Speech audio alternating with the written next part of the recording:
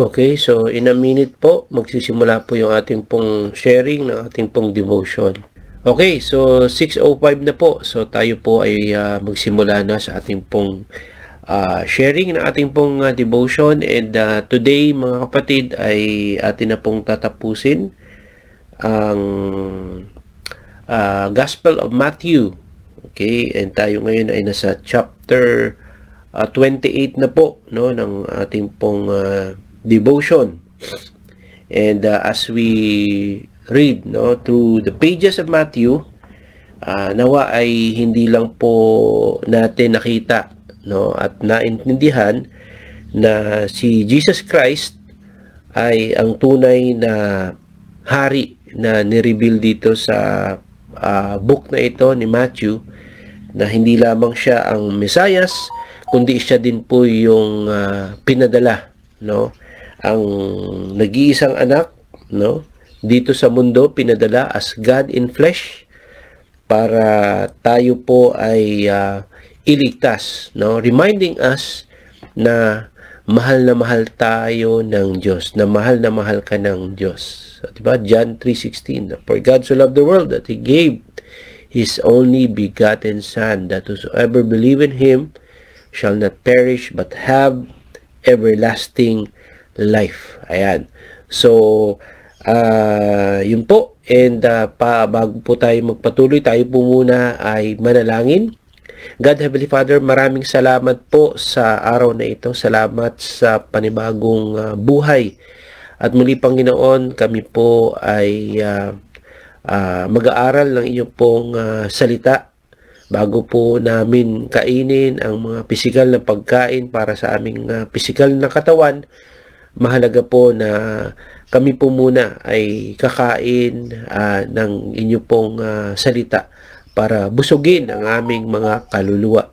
Lord, sa umagang ito, kayo po yung mangusap sa amin, Panginoon, dahil Lord, mahalaga ito pagkatapos ng pag-aaral, Panginoon, ng Matthew, ano na po yung gagawin po namin. Lord, ipakita niyo po sa amin, Panginoon, ang kahalagahan, ang importance ng librong ito. Ito po, Lord, ang aming pong samot dalangin sa dakilang pangalan ng aming Panginoong Hesukristo. Ang lahat ay magsabi ng Amen. Ayan po. So, sa isa't kalahating buwan, no, I think siguro mga first week of September ay sinimulan po natin ang pag-aaral po ng Matthew, at today ay tatapusin na nga po natin ito, no. And siguro po, no, bago po ako mag-focus dun po sa mismong chapter 28, ay maganda, mga kapatid, na atin pong balikan, no, ano po ba yung emphasis nung Matthew, ano po ba ang importance nito sa atin, no? Ano ba yung idea, and kung paano ba natin ma-apply ito sa ating pong mga buhay. Kasi maganda, mga kapatid, na no, it's good na sinusubaybayan po natin araw-araw, every morning, ang book. Pinapakinggan po natin ito, yung mga sharings po ng ating mga pastors and leaders.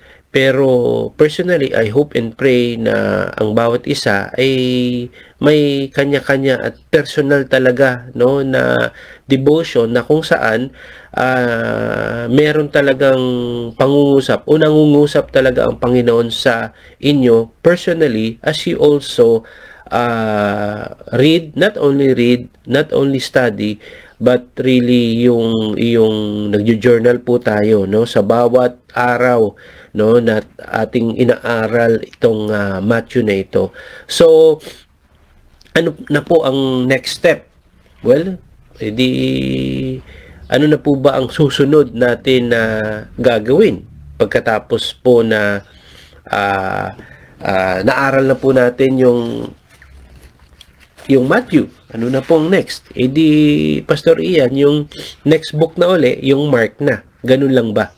No? So, maganda po na ma-remind tayo ngayong umaga na to. So, ano po ba yung i-apply po natin. So for this morning, pinamagutan ko po yung sharing ko na His conquest, our conquest. Ngayon, His conquest, our conquest. So, para maintindihan po natin itong title na ito ng sharing ko, is maganda po siguro na atin pong balikan. So, hinati ko po sa 4 na part yung Matthew. Okay, the first part is yung first 4 chapters, no, is about the announcement and arrival of King. Kaya kung mapapansin po ninyo, ang first 4 chapters ng Matthew, doon sinabi sa account ni Matthew yung genealogy, yung birth ni Jesus, yung kanyang baptism, at yung kanya pong temptation. Now, the second, which emphasizes yung credential, no, kung sino siya, no, credential ng ating Panginoon. The second part ng Matthew, which is yung chapters 5 to 15, no, is about yung kanyang proclamation. Okay, yung kanyang pagpapakilala. Kaya kung atin babasahin yan, yung chapters 5 to 15, doon natin mababasa yung Sermon on the Mount, yung kanyang mga discourses, yung kanyang mga miracles na ginawa, yung kanyang parables. So, kaya pag binasa natin yung mga parables, ano po lagi yung umpisa, the first line na sinasabi lagi ng Panginoon, 'di ba? The kingdom of heaven is like. 'Di ba? Lagi niyang pinoproclaim, no? Ang kaharian ng langit ay katulad ng. Okay. So yun lagi, no, yung theme ni Lord. So sa part na ito, sa second part na ito ng Matthew is his proclamation as the king. Okay? However, mga kapatid, sa kabila ng kanyang proclamation, pagpapakilala, sa kabila ng kanyang mga istorya, ng kanyang mga teachings, sa kabila ng kanyang mga miracles, ano po yung nakakalungkot, di ba? Sa third part is the opposition, is the rejection, yung hindi pagkilala ng mga tao, no, sa kanya. Kaya ang emphasis naman ng third part na to is yung suffering and death ng ating Panginoon. So doon po sa 16 to 27, chapter 16 to 27 is the spread of opposition, yung syempre yung pag-prepare ni Lord, pag-train ni Lord sa kanyang mga disciples, yung mga predictions niya about his death, and yung crucifixion, no? And finally, the fourth part, okay, emphasizes yun nga po, yung conquest niya. Okay? Yung conquest, okay? Ano na po yung Matthew 28, 'di ba? Doon po natin mababasa yung kanyang resurrection. Okay? And then lastly is the Great Commission. So, ano po ang sinasabi nito sa atin, yung kabuuan ng Matthew, mga kapatid? 'Di ba? Na hindi lang doon natatapos, no, yung pag-aaral ng Matthew, kundi meron po tayong gagawin. Ngayon po, tinitingnan ko po yung salitang conquest. Okay? So, ang conquest, ginugil ko, sabi doon, bagay yung synonym, it's about to overthrow, no, to overcome, to defeat. Totoo naman, no? Jesus defeated death, di ba? Jesus defeated sin. Kaya namatay siya sa krus, di ba? Inalay niya ang kanyang buhay para sa ating lahat, para sa ating mga kasalanan. So wag ho natin 'yan kakalimutan. Now that we all know these things, alam na natin itong mga bagay na ito, so ano nang next? Ano na yung gagawin po natin? Yun po yung maging part po tayo ng kanyang conquest, no? Ano yun? Papatay ba tayo ng tao? No, it's not about that. Mag-overthrow ba tayo ng government? No, it's not about that. It's about doing, no, and obeying His command. And that is yung Great Commission, okay, na binigay niya po sa atin. So, ibig sabihin mga kapatid, no, na yes, alam na po natin ito now that we understand His life, His ministry. Okay? Hindi po doon tatapos. It's beautiful, no? It's amazing, it's awesome na sa ginawa po natin na pag-aaral, no, hindi lamang ng Matthew, kundi mismo yung salita na yung Bible, naniwala ka kapatid, no? Naniwala ka. Pero hindi lang doon natapos yung paniniwala lamang. Hindi natatapos doon sa pananampalataya lamang. 'Di ba? Ang sabi, no, faith without action is dead. Okay? So ibig sabihin, meron po tayong gagawin, and that is to obey God's command. And His command sa Matthew 28, ano po ang sinasabi? Diba? Jesus came and told His disciples, I have been given all authority in heaven and on earth. So, dito sa verse 18 is ang pundasyon, no? All authority in heaven and on earth. Okay? So, ito yung pundasyon ng ating pong obedience, na lahat ng authority in heaven and earth nasa Kanya, nasa Panginoon. So, bilang Kanyang subject, dahil totoo naman, subject tayo ng ating Panginoon, siya ang ating kinikilalang hari, naniniwala tayo sa Kanya, din susunod tayo. Therefore, ang sabi, go and make disciples of all the nations, baptizing them in the name of the Father and of the Son and of the Holy Spirit.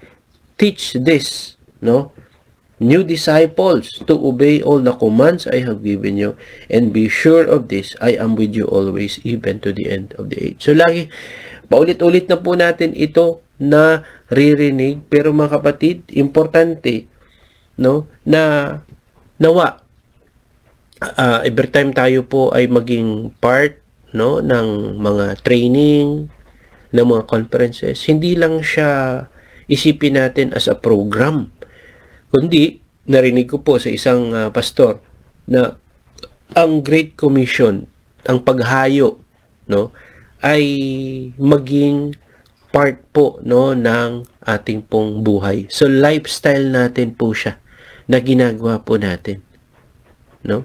So it's good, inaral natin ang Matthew, pero talagang highlight ng kabuuan ng lahat and how to apply all these things is really to make disciple, because, no, alam natin kung sino na si Jesus Christ based sa account ni Matthew. Ito yung kanyang ginawa. Ito yung kanyang ginawa. So, out of the overflow of God's love to us, no, na tayo kanyang niligtas, ito yung gagawin po natin. Mag-make disciple po tayo. Kasi ang mission po natin is not simply to look for people, 'di ba? Na okay, iwi natin sila sa Panginoon, and once na ma-save sila, bahala ka na sa buhay mo, ha. Hindi naman ho ganun, 'di ba? So, ang make disciple is about connecting with them. No? Aalagaan natin sila, i-lead natin sila to is saving knowledge, no, of Jesus Christ. And then, para sila po ay yun, katulad natin, no, kahit yes, may mga struggles tayo, may minsan sa buhay po natin nakakaranas tayo ng mga trials, no, problems, pero masasabi natin na yes, nagpi-fail tayo minsan, we make mistakes kasi hindi naman tayo perfecto, pero nagiging stable tayo sa belief po natin. Kahit may problema tayo, yes, nalulungkot tayo minsan mga kapatid, pero nandun yung joy sa puso po natin. Hindi nawawala yung joy. 'Di ba? Hindi tayo bumibigay kasi alam natin na nandyan ang Diyos kasama natin at ginagabayan niya tayo sa buhay po natin. And yun po, no, yung purpose natin na as we become Jesus disciple, no? Hindi disciple ng tao, kundi talagang alagad ng Panginoong Hesus. Siyempre, hindi lang tayo nagiging effective sharers, okay, ng gospel na ito na dala natin sa buhay at puso po natin. It's that intentionally, relationally, no, we are leading someone, okay, to Him, to Jesus Christ. Yun ang tawag po doon ay yung conquest. 'Di ba? Yung conquest. Iniisip ko nga kung tayo nga gustong-gusto natin sumama siguro sa mga gawain ng mga tao ngayon para conquest natin, para labanan ng korupsyon, diba? Ipahayag ang ating damdamin patungkol sa nangyayari sa ating gobyerno, di ba? Pero natanong ba natin yung sarili po natin? Meron ba tayong boldness and courage na ipahayag din ang kaharian ni Kristo sa tao? Samantalang alam natin that ang kaharian ng tao will surely fail. Tama ba? Will surely fail. Hindi. Ito, ang kaharian ng Diyos that will never fail. Medyo parang nahihiya pa tayo mag-share. So, sa umagang ito mga kapatid, not parang maging legalistic tayo dun sa gawain na ito. But, out of the overflow of our love, yung love ng Diyos sa atin, una sa lahat,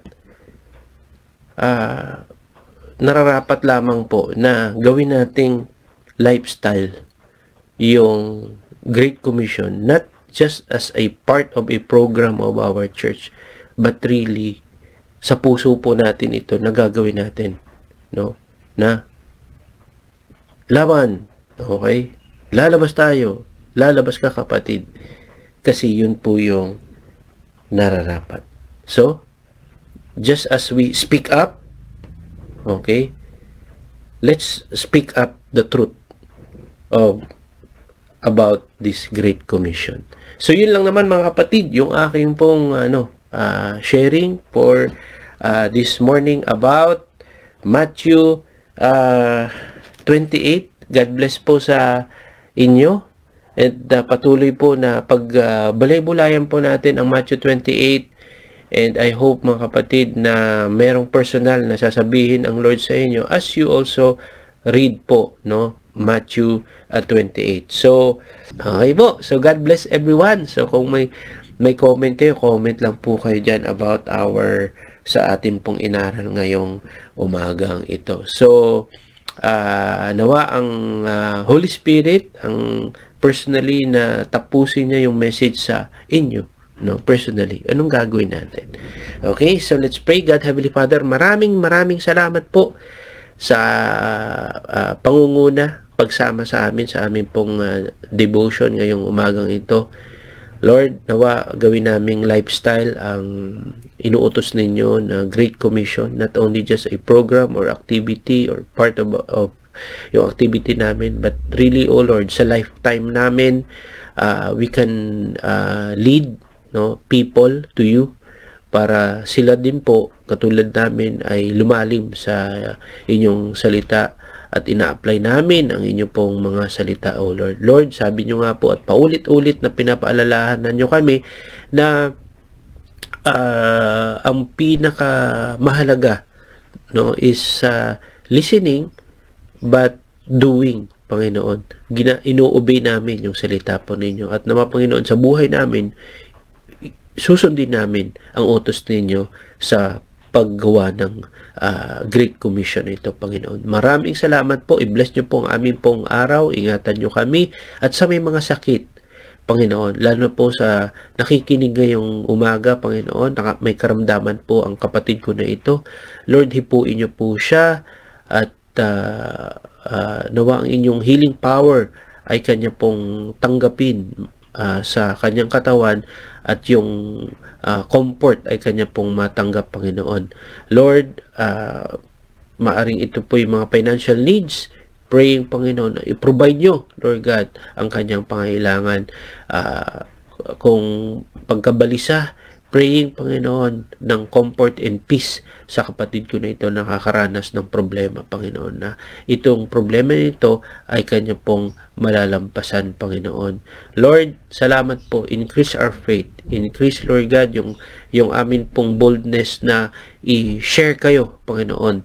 At as we share, Panginoon, itong taong ito na share namin na tinanggap kayo bilang Panginoon at tagapagligtas ay amin din pong aalagaan, i-disciple, Panginoon, para sila po'y mag-mature. Ito po, O Lord, ang aming pong samot dalangin sa dakilang pangalan ng aming Panginoong Hesukristo. Ang lahat ay magsabi ng Amen. God bless everyone.